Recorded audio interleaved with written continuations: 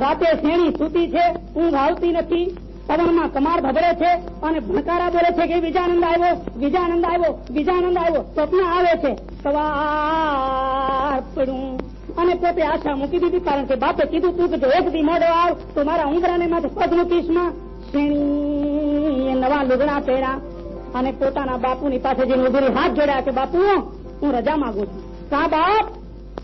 કેમ કરો? કે બાપુ હિમાલય. હે બાપ હિમાલય? કે હા બાપુ હિમાલય ગળવા. હિમાલયમાં પોતાનું શરીર પાડી નાખવાને માટે શેણી તૈયાર થઈ છે. ત્યારે વેદા ગોરવિયાળાને તો નવાઈ નો પાર નો રહ્યો. હે બાપ બાપ બાપ તારે જોગણ બેઠા અને ઓલો કાળમુખો આવ્યો નથી, આટલા તારણ છે, હું તને હારો ગોતી તારણ અને પરણાવવા માંગુ છું. ત્યારે શેણી કીધું બાપુ માફ કરો, હું વિજાનંદની વરમાં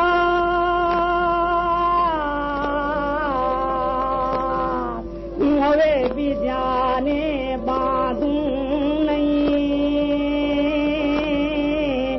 ચારણ હોય લખજાર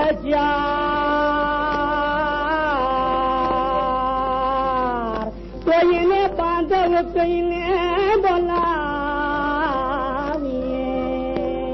બીજાનંદ ને એક વાર મનથી એ જે વરમાળા રોપી છે એ બીજા કોઈ ચારણ ને હું હવે રોપી ન શકું.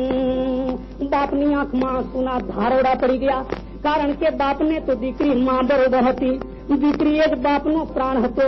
પણ દીકરી જાણતો તો બાપ કે શેણી એ તો જોગમાયાનો અવતાર છે, બેનું ફરે નહીં.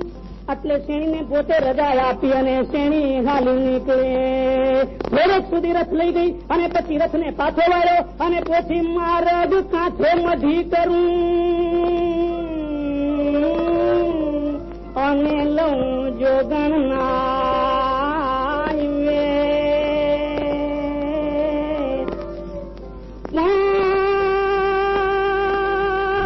ગોતું દેશ વિદેશ કોઈ મને વાવડ દો વિજાનંદ ના. હાથડે હાથડે ગામડે ગામડે રસ્તામાં પૂછતી જાય છે કે લાલ સુરંગી ધોતીએ અને કેસર ભીને